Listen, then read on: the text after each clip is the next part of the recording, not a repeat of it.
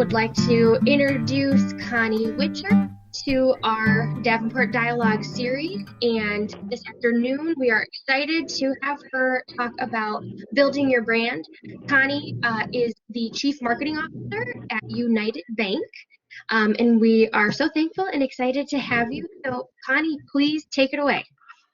Oh, great. Thank you so much, Whitney.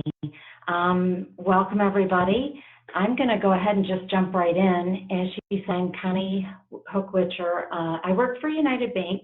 I've been in marketing all my life. My passion for brand strategy and data-driven insights fuels my curiosity and drive for results. That's kind of my short pitch for what really fuels me and drives me. But I'll tell you, I've been at United Bank now for coming up on 6 years. I loved every minute of it. We've done a brand refresh since I've gotten there. Prior to that, I spent 20 years at Meyer. The brand change there, fresh up their brand, gosh, it was probably 15 years ago at least. But anyway, worked on a lot of innovation, new product launches, worked with merchants, merchandising, news stores, M-Perks. If anybody has M-Perks, you'd know that is one we did. E-commerce, I mean, my team did branding from A to Z and everything in between. So I've had a lot of fun along really exciting career, and I'm happy now to be at United Bank, having a lot of fun with that team. But I'm going to jump right in because this is really fun. I will tell you that when it comes to branding, it's such a broad topic that it's really a challenge of where to go. And I hope that during this time, I touch on a little thing that everybody was hoping to see and hear. And please, like Whitney said, use that chat feature and don't hesitate to ask questions, because I want to make sure that I give you something that you need or you were looking for, or you were hoping for today. And I really think it starts with really understanding what brand is. I think it's a buzzword. You know, we hear brands like we do strategy and just some of these things that are buzzwords. And do we really understand what they mean? And so I'm going to start there, because I really think that there's some misunderstandings out there. And even if not, it's ever changing, and our world is ever changing. So always to touch back and circle back to the beginning is always a good thing. I'm going to start with something great that I think Jeff Bezos said. It's just fantastic. Branding is what people say about you when you're not in the room. So if you really think about that, what that's saying is branding is the impression you've left on people, how they think about you and what comes to mind when you're not there to hear it. So I'm not trying to say it so that I know you hear me. It's what I'm going to say behind your back. And that's pretty powerful to think about. Well, that's how powerful branding is, and your image and your brand that's out there. So if I just expand on it just a little bit, I do want to say that branding, if you think of it this way, it's your personality. It's not your resume. It's what people think and feel about me as a person, if it's personal branding versus a company branding, not your resume. It's not a checklist. It's not, oh, Connie worked at Meyer from this year to this year, and previous to that, she did these things. That's not my brand. That may be some things that I did. It might be a task list. It might be it may be a reflection of what drives me, of what excites me, what I have passion about, but it certainly is not my brand. So really think of it more of a personality and an impression that you leave with people, not a checklist. Just some more things there, but I really want to end here with this saying, authentic. Your personal brand reflects who you are, not who you aspire to be. This is not time to create a persona that you want to live to and you're reaching for. The world is very transparent. Digital world, everything's available. You can't hide anything. It will get in front of you or in front of your ears. So it is the time to really think about, who am I as a person? And that's what you want to lean into. And that's really what you want to share. And what a great way that you get to be the one that shares that. Be you, be the authentic, original person you are, and be proud of it. The more you like yourself, the less you're like anyone else. So think about that. The more I like me, the less I'm looking at her and him and wanting to emulate them. Look at, recognize, understand, appreciate your qualities, your values, and that's what you want to lean into. That's who you want to be. You don't want to be someone else. What we see on people's facade, that's just what it is. That doesn't make you better or less. It just means you're different. Celebrate our uniqueness and lean into that. So I want to say that this has to be said. Brand is more than just a name, logo, a tagline. There's a speaker, I won't share the name because actually he's quite wealthy from speaking about it, but he talks about personal brand. And if you watch his YouTube videos or you check out any of his blogs and his pages and his sites and everywhere that he's out there, because he speaks on it all the time, he tells you to get your name, your URL, lock it down, buy it so no one else can use it.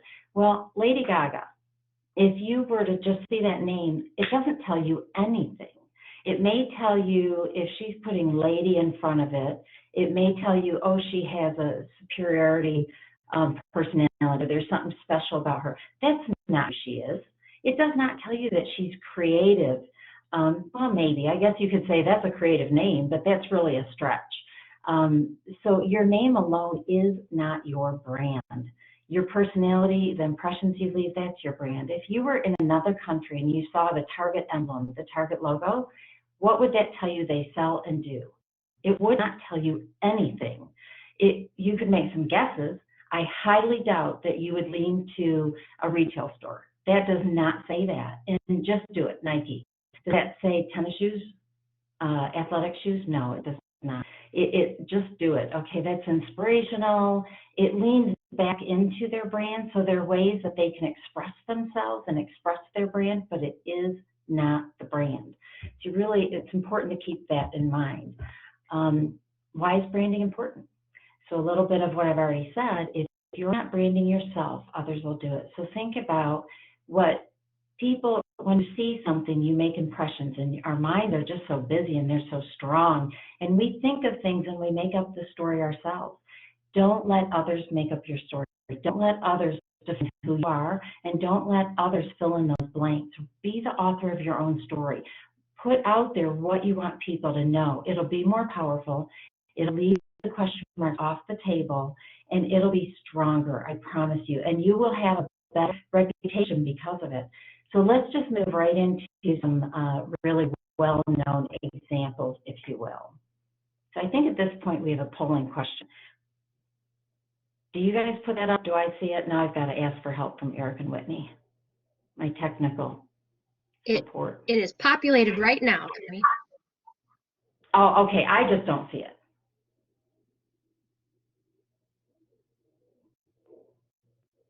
So then let's see if we do this so I can see results. Can I see any of that? Connie, I'm happy to read those results to you. Right now. Okay, let's do that. Perfect. Right now, we have 2 responses in modeling and 6 responses in reality show.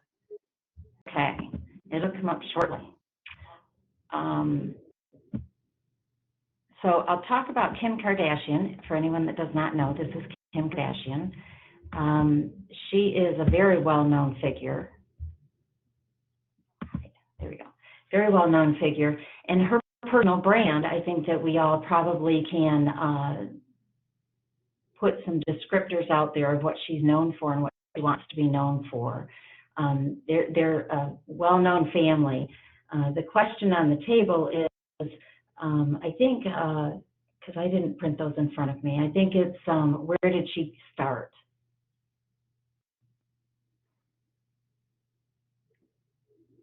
She created her brand, quite truthfully. What have you got there, Whitney? We are pulling, are you looking for the last poll that was up, Connie? Yeah, the Kim Kardashian. Yeah, the majority was reality star. Reality star.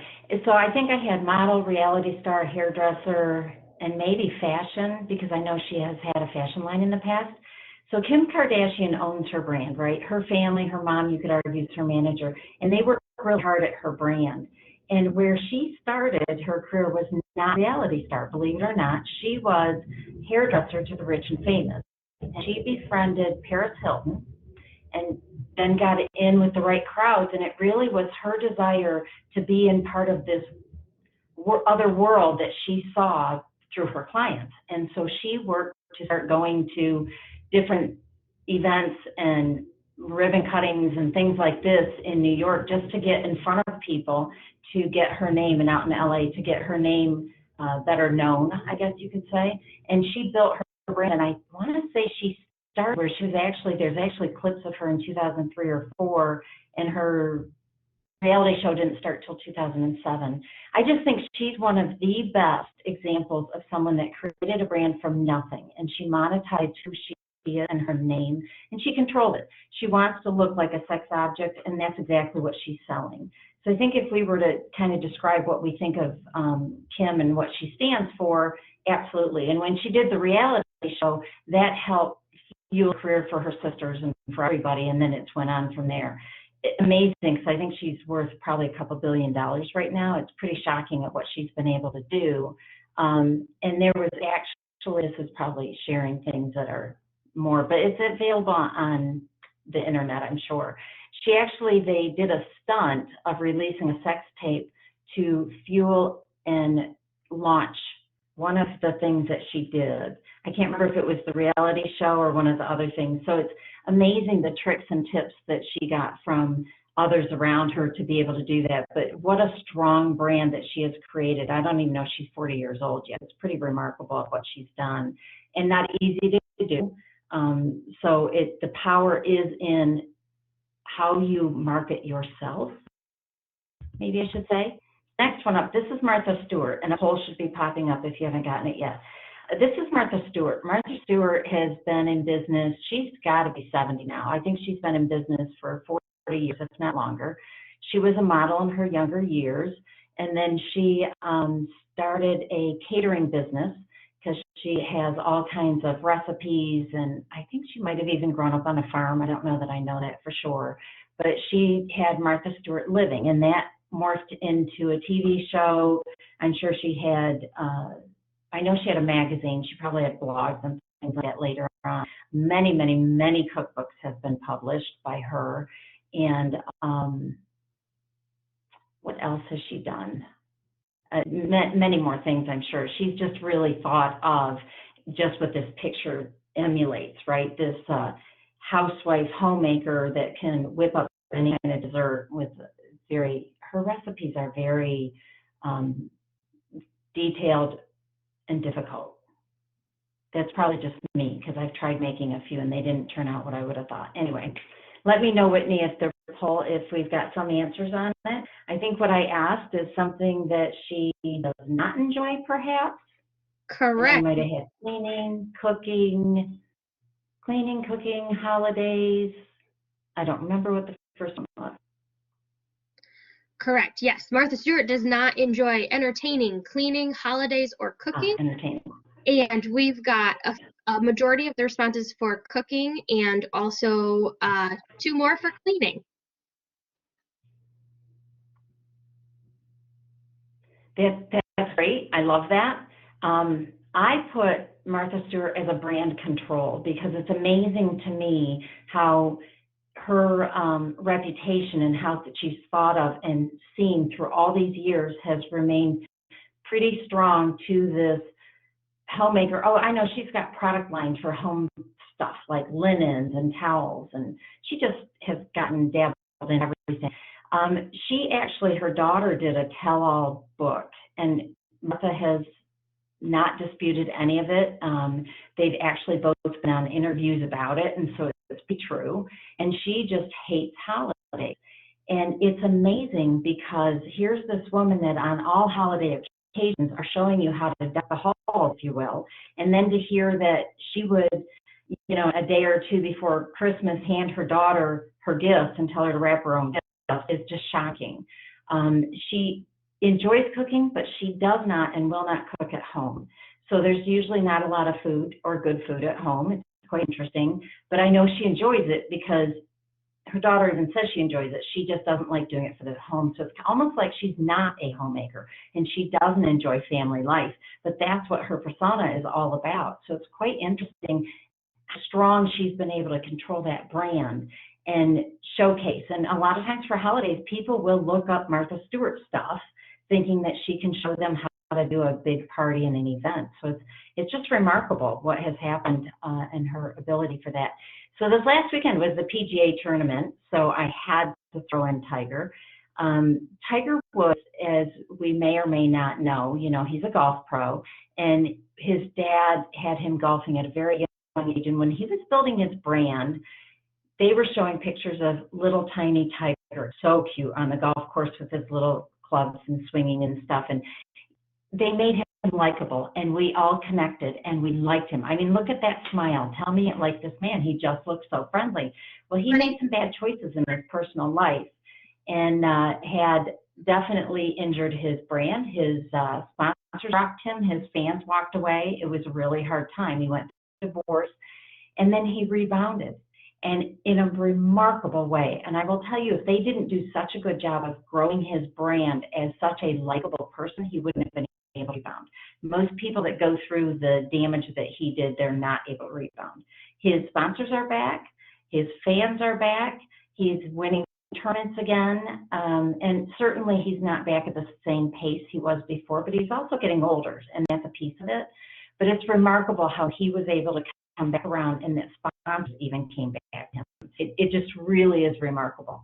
We're going to go on to the next one. I have a quick poll. Yeah. Real quickly, our presentation might be frozen. We are still seeing Kim Kardashian on here. Oh, you're kidding. Okay, let's look and see.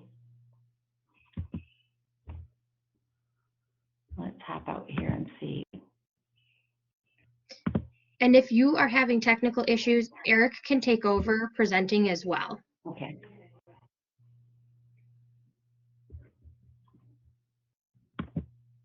Okay, it says I'm still sharing. Let me go back up on here and then tell me if you can see Miley Cyrus.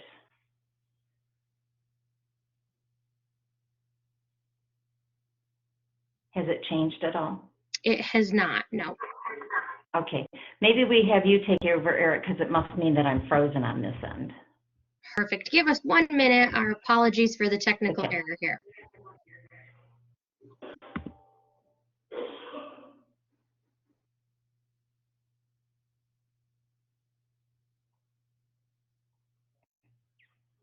Oh, I have to stop sharing then.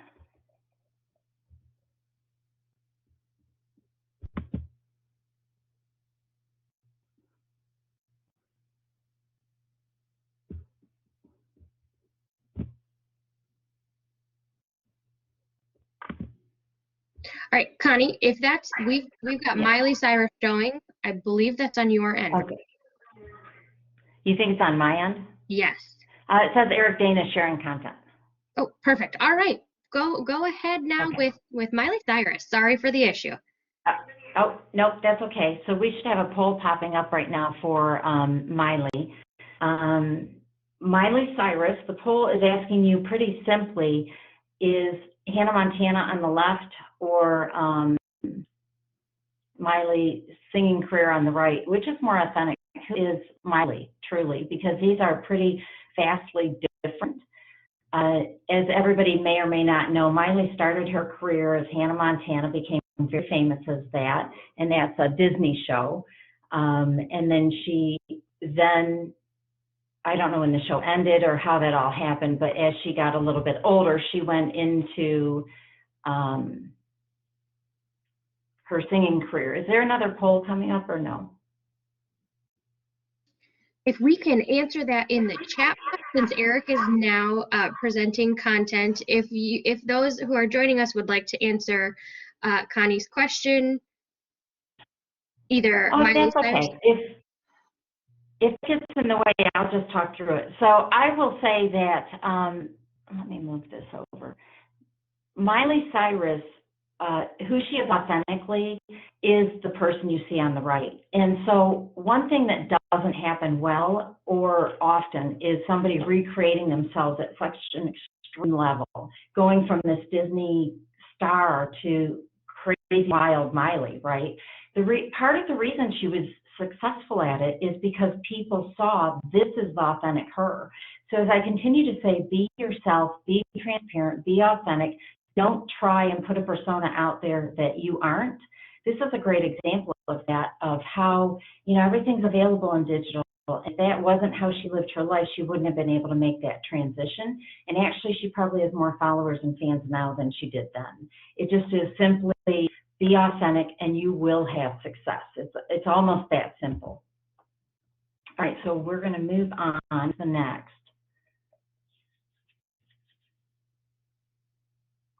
If Eric's works. Oh, it does. Okay. So now to the good stuff, right? Everybody's here going, but tell me what I need to do. So let's just start with where to start. So I would strongly recommend the place to start is creating a foundation statement. Many of us has probably heard elevator pitch term, right? You can think of it as an elevator pitch. Either way, you need a short, concise, what am I going to tell people? I used to coach some folks that would do professional interviews in competitions, and I used to tell them they would get so hung up on some of the questions coming at them and not knowing what questions would come. And so the advice was very simple. Have 2 or 3 buckets that you pull from and nowhere else. So if that narrows my brain down to these 2 or 3 places, then you can spit out answers and keep that conversation going pretty quickly. So think of that in this context and think, if I narrow this down to just a couple of the qualities that I have that I want people to know about, then all of a sudden everything gets shaped around it. It makes it so simple and it keeps it consistent and it creates a strong communication and brand that will leave impressions because it's consistent, and you will get better at how you present it, and the more things that you see all kind of have tentacles that connect back to the same place, and it just simply makes it stronger. I would also say, though, that it's not about just you, it's also about your audience. So keep in mind that who I'm trying to reach matters. And the reason I say that is because think about when somebody you might have been in a group of friends and somebody's telling about a movie they saw, and they start talking about the topic, and you're saying, look, I would never want to watch that. If it doesn't interest you, it's not going to connect. You need to pique their interest. If my audience, if I'm selling widgets and my audience uses widgets, I need to find where they are so that I reach them. If I don't reach them, they won't know I sell widgets. They're going to be, they're not going to know I exist. So it's critical to understand and know the people that you want to reach so that the way you communicate and where you communicate reaches the right people. We can go on to the next one, Eric. All right, so I have to talk about this for a minute about knowing your value. Too many people overvalue what they are not. So back to my previous example, I don't want to look at her or him and say, oh, look, they do that better. They have this, they know that. They're good at this, I'm not. That is so damaging. Understand who you are, what your value is, and don't undervalue what your value is. And too many people do that. When people are asked, make me a list of things you do well and make me a list of things that you'd like to improve on, let's say. People always, and it's done study after study after study, people struggle to list out what they do well. And I don't know if that's a humbleness or something that's ingrained in us. It's probably a combination depending on the person. But quite truthfully, we hone in on and focus on those things that we don't do well.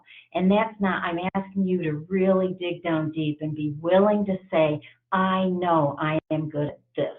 I know I have a passion and enjoy this. That's what we need to do. We can go on to the next slide. That's what we need to do to be really effective at what we're going to do here. So discovery, start figuring out, and I'm kind of like a data dump person. Give me all the stuff I need to know, and then let me sift through it and figure out what bubbles up as the most important. But you need to do what works for you.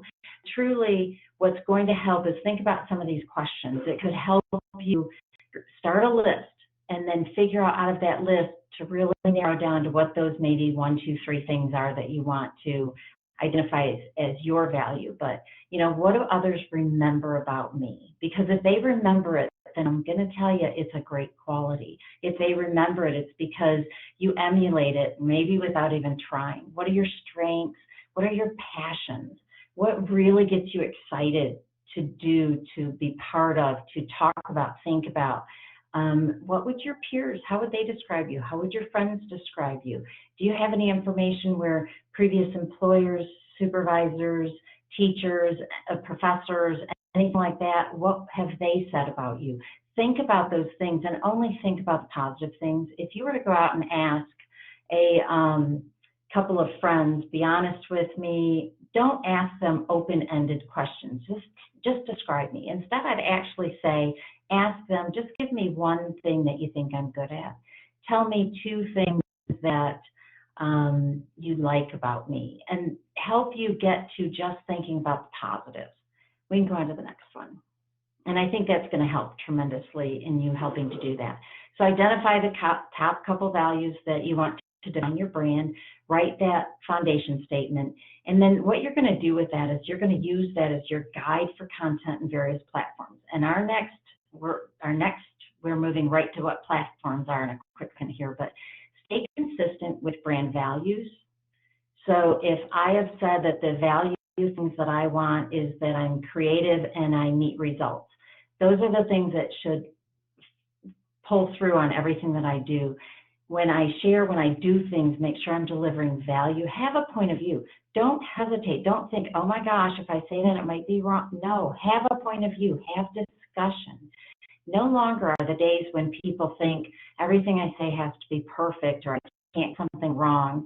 And you're creating credibility. Everything that you do is creating credibility. If we can hop to the next one, and then we'll get right into what I'm sure people are very curious about is, what do I do? Where do I go? How do I spread the word, right? Again, know your audience. So there's not one solution that fits all. And that is without a doubt, and we'll talk about a couple of examples to understand that. Target your audience by knowing their behavior. So let's say, for example, if I am a realtor or I do mortgages for houses, the data, the statistics will show you that if it's a traditional household, male, female, husband, wife household, the wife will be the one that's usually making a lot of those decisions. So the question is, how do I reach her? A lot of people think in a traditional household, the husband is the decision maker in many of those cases. It's not true. When it comes to the house, it comes to all of that, it's the female or the wife. I'm just talking tradition, just as an example. I'm not discrediting or ignoring all the others, just in the sake of example and time. So if that's the case, where do I reach this person? So I would ask you, is it LinkedIn?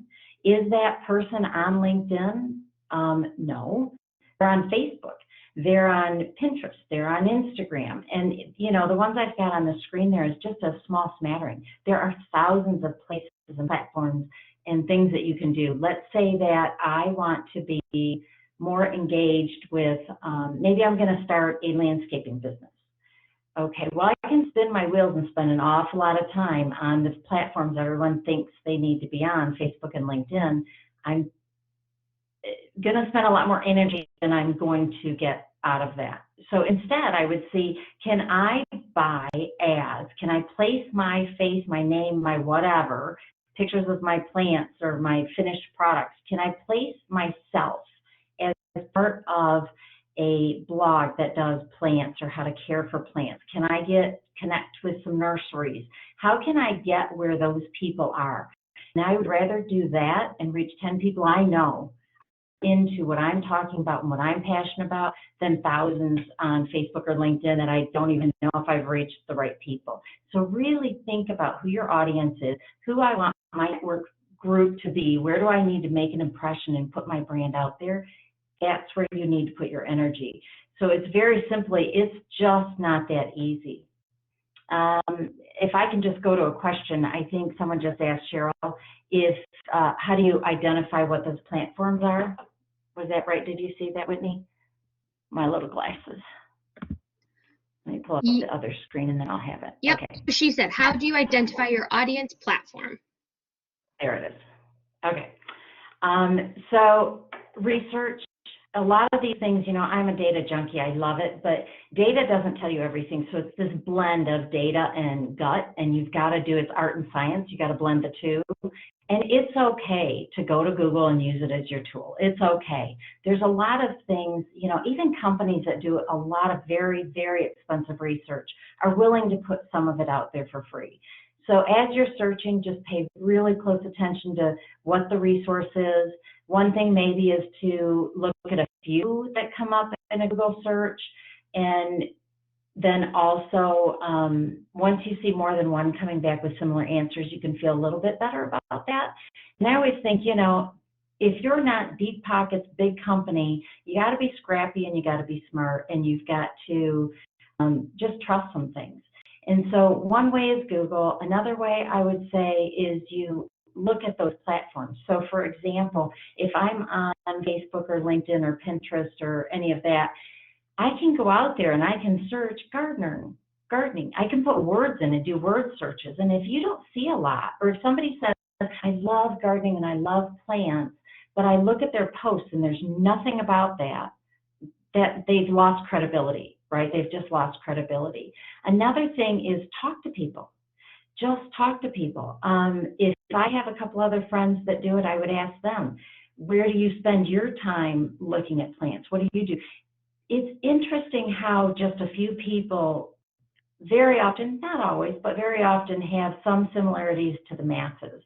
When they do a lot of the data testing, they will, if they're trying to show what 1 million people do, there's a statistically relevant sample size. So that's actually what they test. They don't actually ask and test the million. They ask enough to feel confident with the results. And so that's what I'm sort of suggesting, is that you poke around a little bit and get a sense for that. I don't know if you all have done it. I have. I'm staying on the gardening thing just to make it easy for illustration example. If I wanted to know what people were like or where they looked or what they did, and they were mad crazy about gardening and stuff, I'd probably spend a little bit of time walking the aisles at garden shops or nurseries, and I would talk to people. But then I'm not shy. But I would. If somebody was looking at a particular plant, I'd probably go, oh, that is so pretty. What kind of plant is that? Just open a conversation. And then in that, you can get, oh, I've never, you know, could I look online? How would I learn more about that plant? Where do you go? Just small things like that are pretty interesting, how you can open up. But there's a lot of, let's say I don't like face-to-face. I can go online to one of these blogs or one of these sites. Let's say if it's gardening, I could go on, I can't think of a brand, you know, like that does seeds or plants or whatever. Go on their site and they have open question forums that go to their audience. You could type that in there. So it's really a matter of trying to just stop for a minute and think about where this person, if I was a gardener, how do I get more information and where do I get it from? If I was a gardener and I was into plants and I wanted to see visuals, where would I go for that? So you kind of have to just sit back for a minute and say, if this is the people in the audience I want to reach, and start talking through, even do it with a group, with a sister, a buddy, and start talking through, if I needed to get more information about that, where would I go? If I needed help because I couldn't, I didn't have enough time because I've got little kids and I don't have enough time to do all my weeding and planting and stuff, and I was a mom, where would I go? Go ask a mom. Ask a friend that has friends that have moms. You know what I mean? So it's a matter of really just starting to ask a few questions and dig just a tiny bit. And out of the gate, don't spend all your time looking too far. Instead, what I would say is take a chance. So if I got a few and they're kind of leaning me towards Facebook, well, I'll do some stuff on Facebook and see if you get some people to attack. Always pay attention and keep re-looking things, always, because things change and it's going to tell you. So I don't have money to do A/B testing. That's okay. I can open my eyes and pay attention. Is anybody clicking on my page? Is anybody commenting? Ask questions to people on your page. Ask questions if you run a blog. Ask questions. If people don't respond, communicate, act back, ask yourself, is it the way I asked the question? Is it because people aren't here that I need? It's that sort of thing. So I hope that's helpful. It's really difficult to lay out A through Z, and this is what everybody needs to do. And truthfully, the sales folks that are out there pushing that, they're wrong. I'm here to tell you they are wrong. I have this one slide that I've used, especially internally, to kind of share with our group how vast, there's thousands and thousands of platforms and digital resources and in-person resources and nutritional, and it's just overwhelming. And how do you know where to go and what to do? And I intentionally didn't show it today because it's overwhelming. And I don't want to discourage you. Instead, I would say go one place and start making a few steps and watch it. And if you don't see any feedback or anything, you could leave it there. There's no harm in that, because maybe it's just going to take time, but try another something else and try something else. And there's a lot of things we can do without a lot of money. I'm really, really a big advocate for being scrappy and smart when it comes to money. And I'm not Dutch, and I can say that because we're West Michigan. Everybody makes jokes about that for some reason. Can a person create their own audience? I need a better example. If I want my own audience, so are you saying if I wanted to be a blogger, can I create my own audience? Or if I have an idea for a new invention of a thing, like when Apple came out with the smartphones or whatever, people didn't know they needed to carry a computer in their hands. So they created a need that wasn't there. So I'm not sure if we're going which direction. You just have to be patient, because you're trying to share and bring people into your space. So algorithms on, I use Facebook because everybody's just so familiar with Facebook and LinkedIn and all of them, but they recreate their algorithms. They have AIs working in the background. They don't have people thinking through this. They create their programs in their computers to say, this is my new catch. I won't post videos or put preference on videos that are more than 2 minutes. I won't do things that have this kind of picture. I want people that, once more people catch on to that and they start posting more and more videos under 2 minutes because they want to get preference, then the algorithms shift, because they're trying to stay smarter than us so that we'll pay money to get preference. So they're monetizing. Makes sense, they're a business. So as they're doing that and we try and get smarter and figure it out, they're moving who moved my cheese? They're moving my cheese, right? So what you can do is I can't count on putting something there and reaching the right people. It can't be my one size fits all.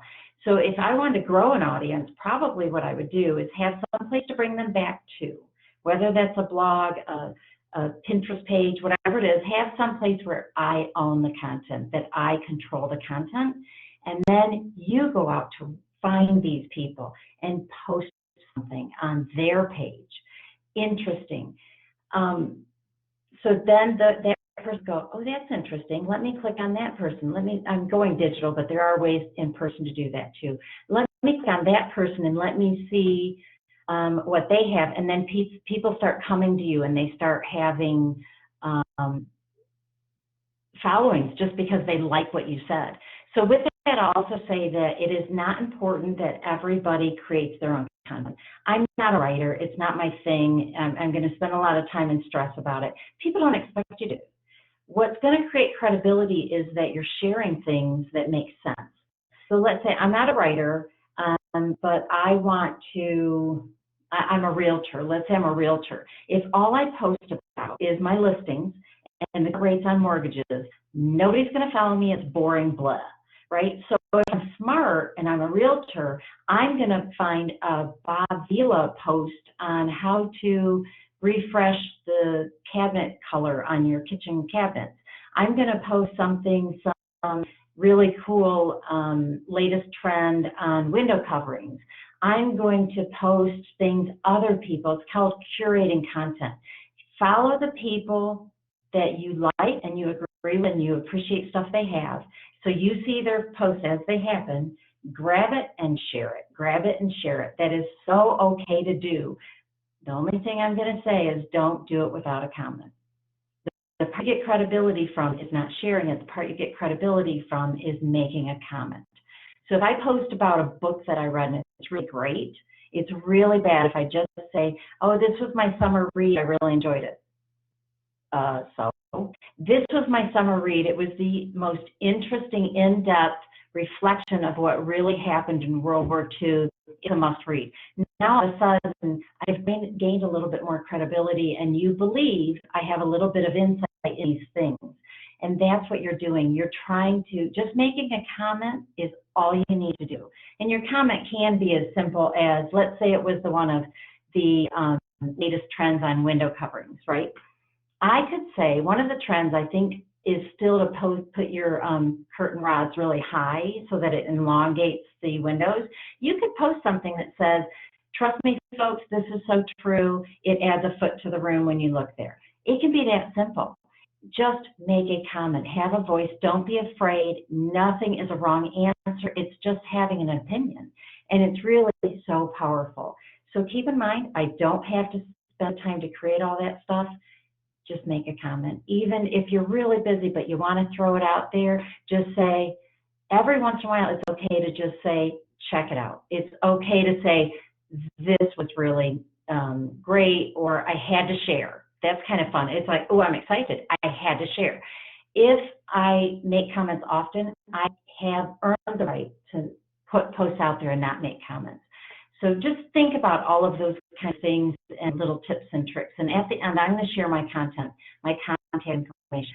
I don't mind it at all. I'd love to help anybody. It's part of what makes me excited. I'm a big advocate for networking and sharing and just being part of.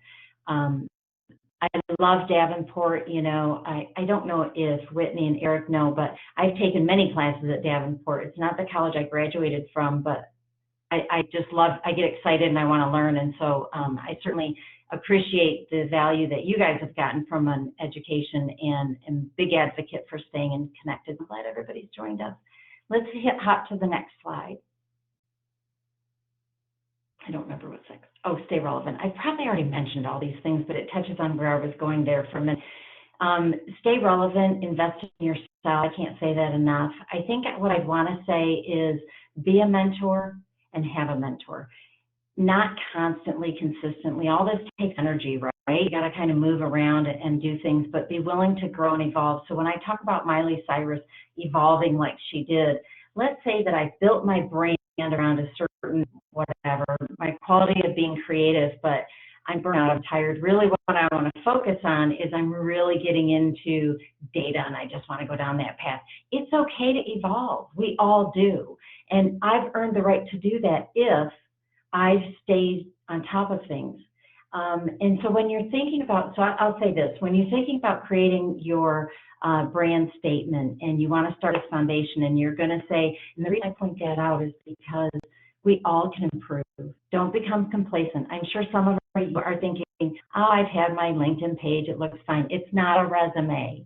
Do not line list what accomplishments, do not bullet point and line list on LinkedIn what you've done. And I'm here to tell you, all of you don't need a LinkedIn page. You need to be where your customers are. Don't spend energy where you don't need to be. And so when you go and you create this of who I am and what I'm important, make sure that you keep it very concise and small, but share your personality. Be who you are. So let's take this, and let's say that I said my statement was, I love chocolate, and my love for chocolate fuels my creativity because it gets me all juiced up right bad. But I do love chocolate.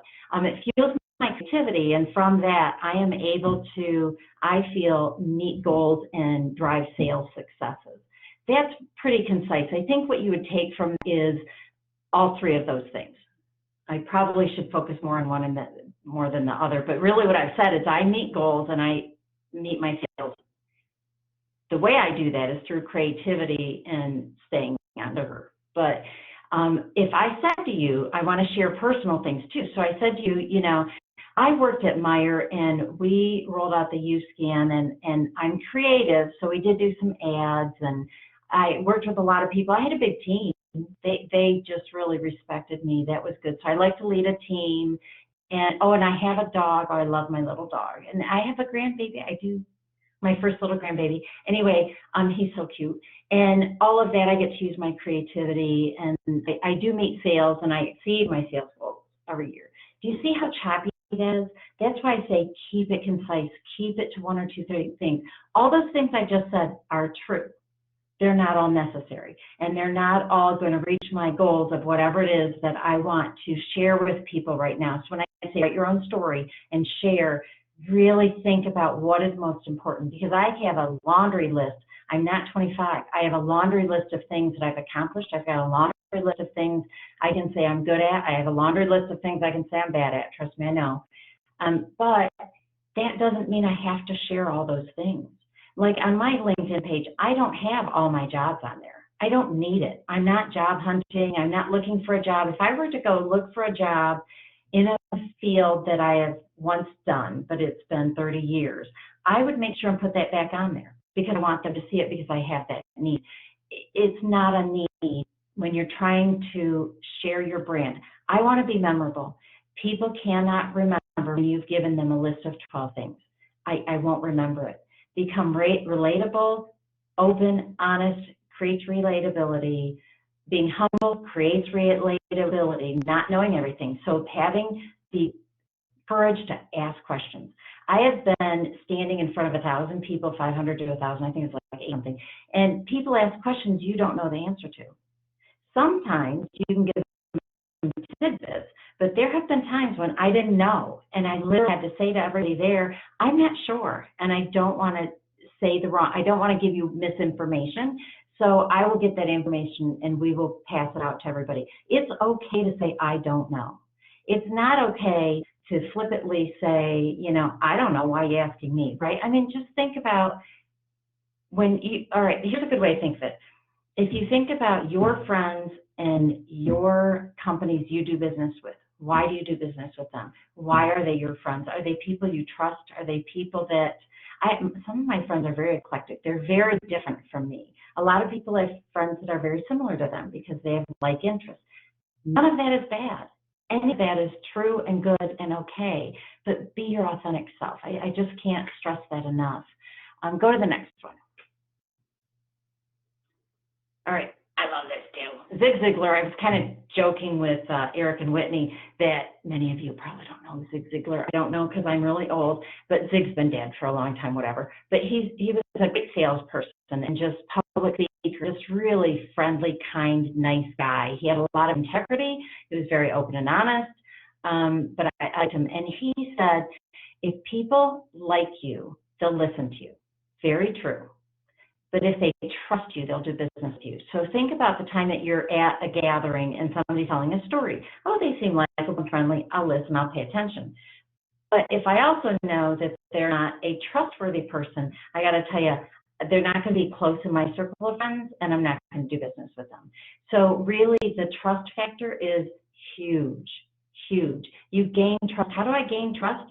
By being honest and open, following up with people, because keeping my word is following up. If I tell somebody I'm going to call you tomorrow, by golly, they better hear from me. Let's say I'm too busy and I can't call, shoot them a text.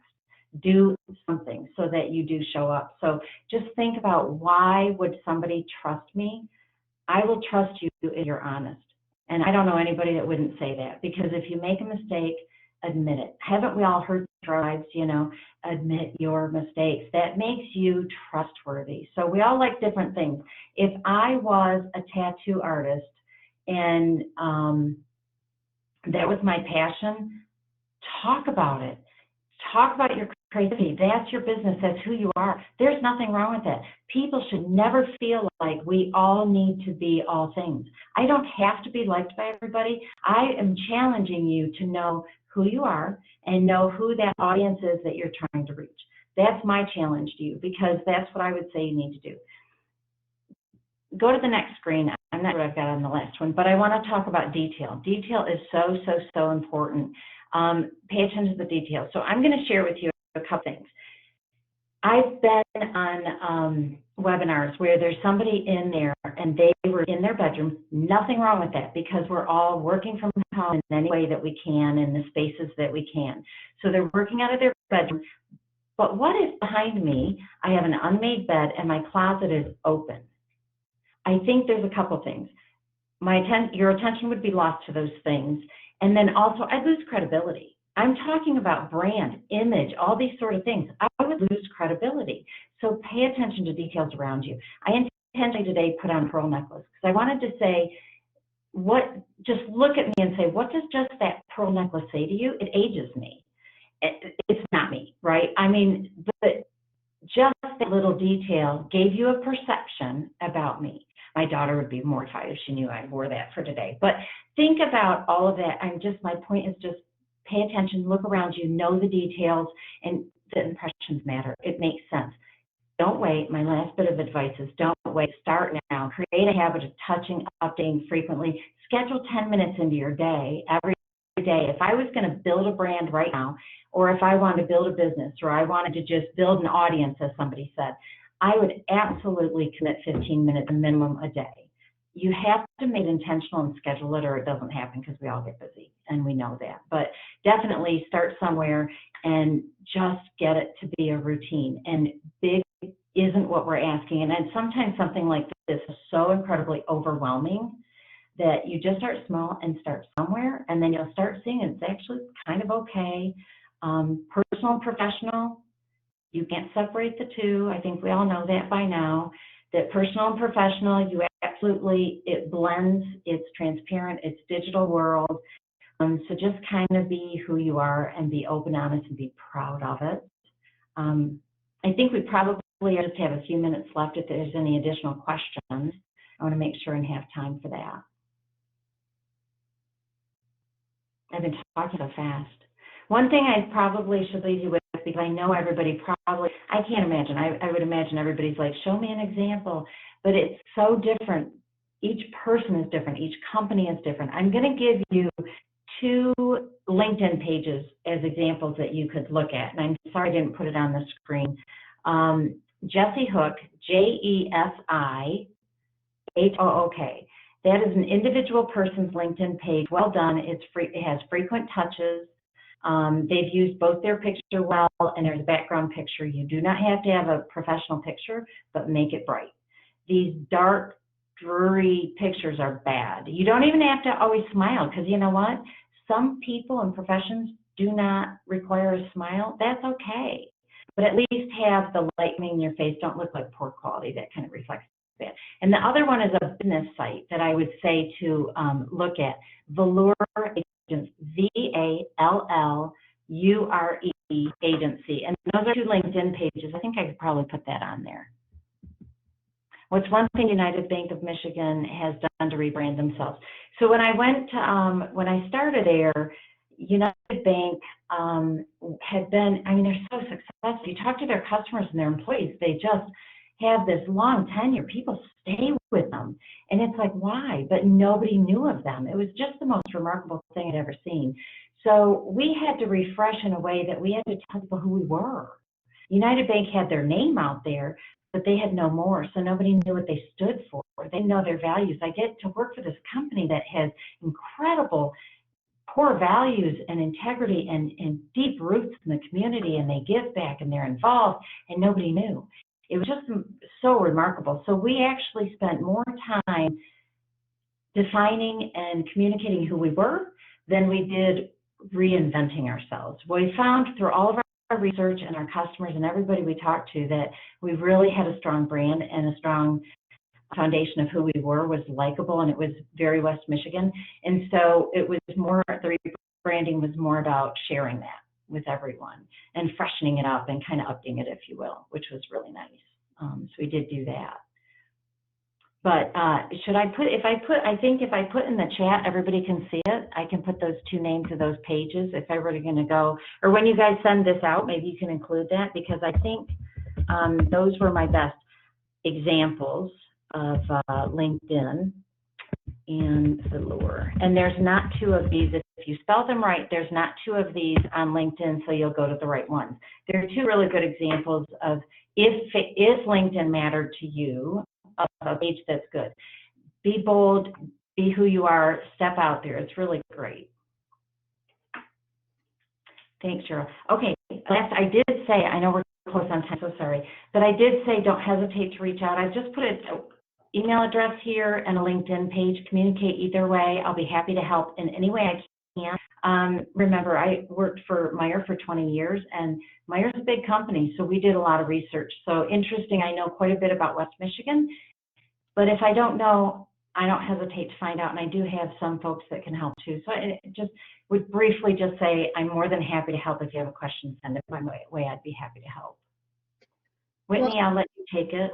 Connie, thank you so much. This was so enlightening. For me personally, I will say when we chatted about this yesterday, I quickly cleaned up anything I had behind me for today, remembering those details.